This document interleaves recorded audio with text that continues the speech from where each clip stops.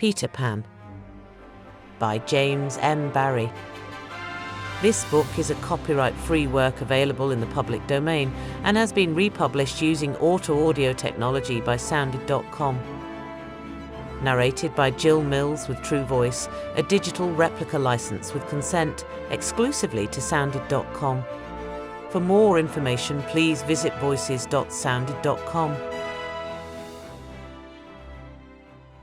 Chapter 1. Peter breaks through. All children, except one, grow up. They soon know that they will grow up, and the way Wendy knew was this. One day, when she was 2 years old, she was playing in a garden, and she plucked another flower and ran with it to her mother. I suppose she must have looked rather delightful, for Mrs. Darling put her hand to her heart and cried, "Oh, why can't you remain like this forever?" This was all that passed between them on the subject, but henceforth Wendy knew that she must grow up. You always know after you are 2. 2 is the beginning of the end. Of course they lived at 14, and until Wendy came her mother was the chief one. She was a lovely lady, with a romantic mind and such a sweet mocking mouth. Her romantic mind was like the tiny boxes, one within the other, that come from the puzzling East. However many you discover, there is always one more, and her sweet mocking mouth had one kiss on it that Wendy could never get, though there it was, perfectly conspicuous in the right-hand corner. The way Mr. Darling won her was this. The many gentlemen who had been boys when she was a girl discovered simultaneously that they loved her, and they all ran to her house to propose to her except Mr. Darling, who took a cab and nipped in first, and so he got her. He got all of her, except the innermost box and the kiss. He never knew about the box, and in time he gave up trying for the kiss. Wendy thought Napoleon could have got it, but I can picture him trying, and then going off in a passion, slamming the door. Mr. Darling used to boast to Wendy that her mother not only loved him, but respected him. He was one of those deep ones who know about stocks and shares. Of course no one really knows, but he quite seemed to know, and he often said stocks were up and shares were down in a way that would have made any woman respect him. Mrs. Darling was married in white, and at first she kept the books perfectly, almost gleefully, as if it were a game. Not so much as a Brussels sprout was missing, but by and by whole cauliflowers dropped out, and instead of them there were pictures of babies without faces. She drew them when she should have been totting up. They were Mrs. Darling's guesses. Wendy came first, then John, then Michael. For a week or two after Wendy came it was doubtful whether they would be able to keep her, as she was another mouth to feed. Mr. Darling was frightfully proud of her, but he was very honourable, and he sat on the edge of Mrs. Darling's bed, holding her hand and calculating expenses, while she looked at him imploringly. She wanted to risk it, come what might, but that was not his way. His way was with a pencil and a piece of paper, and if she confused him with suggestions he had to begin at the beginning again. Now don't interrupt, he would beg of her. I have £1.17 here, and 2 and 6 at the office. I can cut off my coffee at the office, say 10 shillings, making 2 9 and 6. With your 18 and 3 makes 397. With 500 in my checkbook makes 897. Who is that moving? 897. Dot and carry 7. Don't speak. My own and the pound you lent to that man who came to the door quiet. Child. Dot and carry child there. You've done it. Did I say 997? Yes, I said 997. The question is, can we try it for a year on 997? Of course we can, George, she cried. But she was prejudiced in Wendy's favour, and he was really the grander character of the two. Remember mumps, he warned her almost threateningly, and off he went again. Mumps £1, that is what I have put down, but I dare say it will be more like 30 shillings. Don't speak. Measles 1.5, German measles half a guinea, makes 2.15 6. Don't waggle your finger. Whooping cough, say 15 shillings. And so on it went, and it added up differently each time, but at last Wendy just got through, with mumps reduced to 12.6, and the 2 kinds of measles treated as one. There was the same excitement over John, and Michael had even a narrower squeak, but both were kept, and soon you might have seen the 3 of them going in a row to Miss Fulsom's kindergarten school, accompanied by their nurse. Mrs. Darling loved to have everything just so, and Mr. Darling had a passion for being exactly like his neighbours, so, of course, they had a nurse. As they were poor, owing to the amount of milk the children drank, this nurse was a prim Newfoundland dog called Nana, who had belonged to no one in particular until the Darlings engaged her. She had always thought children important, however, and the Darlings had become acquainted with her in Kensington Gardens, where she spent most of her spare time peeping into perambulators and was much hated by careless nursemaids, whom she followed to their homes and complained of to their mistresses. She proved to be quite a treasure of a nurse. How thorough she was at bath time, and up at any moment of the night if one of her charges made the slightest cry. Of course her kennel was in the nursery.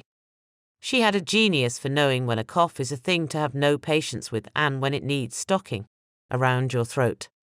She believed to her last day in old-fashioned remedies like rhubarb leaf and made sounds of contempt over all this newfangled talk about germs, and so on. It was a lesson in propriety to see her escorting the children to school, walking sedately by their side when they were well behaved, and butting them back into line if they strayed. On John's for days she never once forgot his sweater, and she usually carried an umbrella in her mouth in case of rain. There is a room in the basement of Miss Fulsom's school where the nurses wait. They sat on forms, while Nana lay on the floor, but that was the only difference. They affected to ignore her as of an inferior social status to themselves, and she despised their light talk. She resented visits to the nursery from Mrs. Darling's friends, but if they did come she first whipped off Michael's pinafore and put him into the one with blue braiding, and smoothed out Wendy and made a dash at John's hair. No nursery could possibly have been conducted more correctly, and Mr. Darling knew it, yet he sometimes wondered uneasily whether the neighbours talked. He had his position in the city to consider. Nana also troubled him in another way. He had sometimes a feeling that she did not admire him. "I know she admires you tremendously, George," Mrs. Darling would assure him, and then she would sign to the children to be specially nice to father. Lovely dances followed, in which the only other servant, Lisa, was sometimes allowed to join. Such a midget she looked in her long skirt and maid's cap, though she had sworn, when engaged, that she would never see 10 again. The gaiety of those romps! And gayest of all was Mrs. Darling, who would pirouette so wildly that all you could see of her was the kiss, and then if you had dashed to her you might have got it. There never was a simpler, happier family until the coming of Peter Pan. Mrs. Darling first heard of Peter when she was tidying up her children's minds. It is the nightly custom of every good mother after her children are asleep to rummage in their minds and put things straight for next morning, repacking into their proper places the many articles that have wandered during the day. If you could keep awake, but of course you can't, you would see your own mother doing this, and you would find it very interesting to watch her. It is quite like tidying up drawers.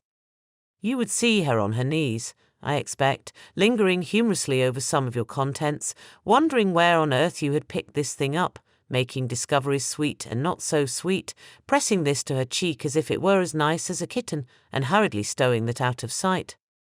When you wake in the morning, the naughtiness and evil passions with which you went to bed have been folded up small and placed at the bottom of your mind, and on the top, beautifully aired, spread out your prettier thoughts, ready for you to put on. I don't know whether you have ever seen a map of a person's mind. Doctors sometimes draw maps of other parts of you, and your own map can become intensely interesting, but catch them trying to draw a map of a child's mind, which is not only confused, but keeps going round all the time. There are zigzag lines on it, just like your temperature on a card, and these are probably roads in the island, for the Neverland is always more or less an island, with astonishing splashes of colour here and there, and coral reefs and rakish-looking craft in the offing, and savages and lonely lairs, and gnomes who are mostly tailors, and caves through which a river runs, and princes with 6 elder brothers, and a hut fast going to decay, and one very small old lady with a hooked nose. It would be an easy map if that were all, but there is also first day at school, religion, fathers, the round pond, needlework, murders, hangings, verbs that take the dative, chocolate pudding day, getting into braces, say 99, 3 pence for pulling out your tooth yourself, and so on, and either these are part of the island or they are another map showing through, and it is all rather confusing, especially as nothing will stand still.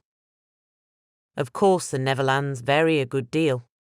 John's, for instance, had a lagoon with flamingos flying over it at which John was shooting, while Michael, who was very small, had a flamingo with lagoons flying over it. John lived in a boat turned upside down on the sands, Michael in a wigwam, Wendy in a house of leaves deftly sewn together. John had no friends, Michael had friends at night, Wendy had a pet wolf forsaken by its parents, but on the whole the Neverlands have a family resemblance, and if they stood still in a row you could say of them that they have each other's nose, and so forth. On these magic shores children at play are forever beaching their coracles. We too have been there. We can still hear the sound of the surf, though we shall land no more.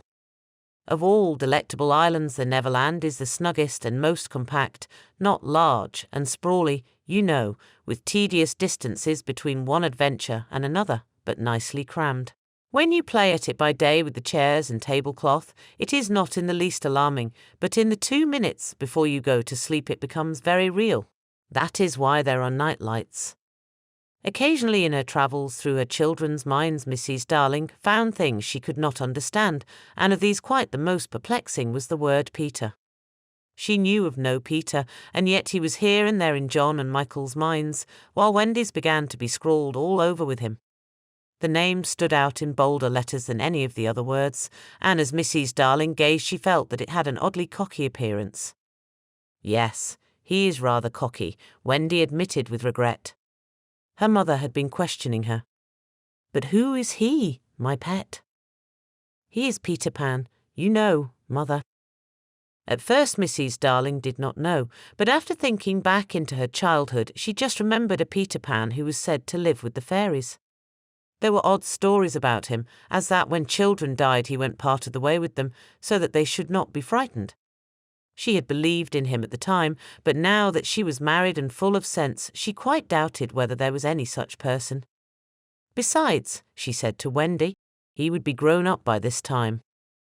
Oh no, he isn't grown up, Wendy assured her confidently, and he is just my size. She meant that he was her size in both mind and body. She didn't know how she knew, she just knew it. Mrs. Darling consulted Mr. Darling, but he smiled pooh-pooh. Mark my words, he said, it is some nonsense Nana has been putting into their heads, just the sort of idea a dog would have. Leave it alone, and it will blow over. But it would not blow over, and soon the troublesome boy gave Mrs. Darling quite a shock. Children have the strangest adventures without being troubled by them. For instance, they may remember to mention, a week after the event happened, that when they were in the wood they had met their dead father and had a game with him. It was in this casual way that Wendy one morning made a disquieting revelation. Some leaves of a tree had been found on the nursery floor, which certainly were not there when the children went to bed, and Mrs. Darling was puzzling over them when Wendy said with a tolerant smile, I do believe it is that Peter again. Whatever do you mean, Wendy? It is so naughty of him not to wipe his feet, Wendy said, sighing. She was a tidy child. She explained in quite a matter-of-fact way that she thought Peter sometimes came to the nursery in the night and sat on the foot of her bed and played on his pipes to her. Unfortunately, she never woke, so she didn't know how she knew, she just knew. What nonsense you talk, precious. No one can get into the house without knocking. I think he comes in by the window, she said. My love, it is 3 floors up. Were not the leaves at the foot of the window, mother? It was quite true. The leaves had been found very near the window. Mrs. Darling did not know what to think, for it all seemed so natural to Wendy that you could not dismiss it by saying she had been dreaming. My child, the mother cried, why did you not tell me of this before? I forgot, said Wendy lightly. She was in a hurry to get her breakfast. Oh, surely she must have been dreaming. But, on the other hand, there were the leaves. Mrs. Darling examined them very carefully. They were skeleton leaves, but she was sure they did not come from any tree that grew in England. She crawled about the floor, peering at it with a candle for marks of a strange foot. She rattled the poker up the chimney and tapped the walls. She let down a tape from the window to the pavement, and it was a sheer drop of 30 feet, without so much as a spout to climb up by. Certainly Wendy had been dreaming. But Wendy had not been dreaming, as the very next night showed, the night on which the extraordinary adventures of these children may be said to have begun. On the night we speak of, all the children were once more in bed. It happened to be Nana's evening off, and Mrs. Darling had bathed them and sung to them till one by one they had let go her hand and slid away into the land of sleep. All were looking so safe and cosy that she smiled at her fears now and sat down tranquilly by the fire to sew. It was something for Michael, who on his birthday was getting into shirts. The fire was warm, however, and the nursery dimly lit by 3 night lights, and presently the sewing lay on Mrs. Darling's lap. Then her head nodded, oh, so gracefully. She was asleep. Look at the 4 of them, Wendy and Michael over there, John here, and Mrs. Darling by the fire. There should have been a 4th night light. While she slept she had a dream. She dreamt that the Neverland had come too near and that a strange boy had broken through from it. He did not alarm her, for she thought she had seen him before in the faces of many women who have no children. Perhaps he is to be found in the faces of some mothers also. But in her dream he had rent the film that obscures the Neverland, and she saw Wendy and John and Michael peeping through the gap. The dream by itself would have been a trifle, but while she was dreaming the window of the nursery blew open, and a boy did drop on the floor. He was accompanied by a strange light, no bigger than your fist, which darted about the room like a living thing, and I think it must have been this light that wakened Mrs. Darling. She started up with a cry, and saw the boy, and somehow she knew at once that he was Peter Pan. If you or I or Wendy had been there, we should have seen that he was very like Mrs. Darling's kiss. He was a lovely boy, clad in skeleton leaves and the juices that ooze out of trees, but the most entrancing thing about him was that he had all his first teeth. When he saw she was a grown-up, he gnashed the little pearls at her,